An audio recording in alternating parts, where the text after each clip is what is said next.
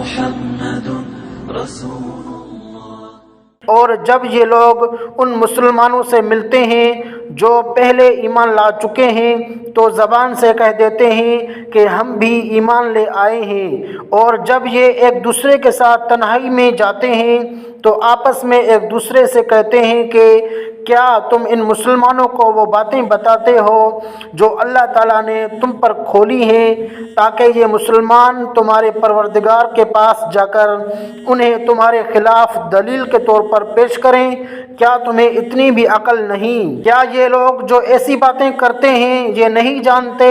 کہ اللہ کو ان ساری باتوں کا خوب علم ہے جو وہ چھپاتے ہیں اور جو وہ ظاہر کرتے ہیں؟ اور ان میں سے کچھ لوگ ان پڑھ ہیں جو کتاب تورات کا علم تو رکھتے نہیں،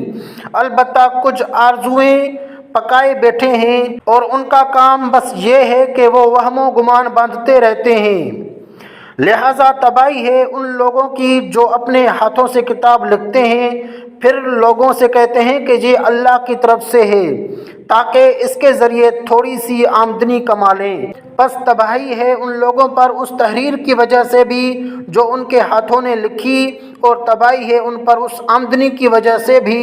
جو وہ کماتے ہیں۔ اور یہودیوں نے کہا کہ ہمیں گنتی کے چند دنوں کے علاوہ آگ ہرگز نہیں چھوئے گی۔ آپ ان سے کہیے کہ کیا تم نے اللہ کی طرف سے کوئی عہد لے رکھا ہے جس کی بنا پر وہ اپنے عہد کی خلاف ورزی نہیں کر سکتا، یا تم اللہ کے ذمے وہ بات لگا رہے ہو جس کا تمہیں کچھ پتہ نہیں؟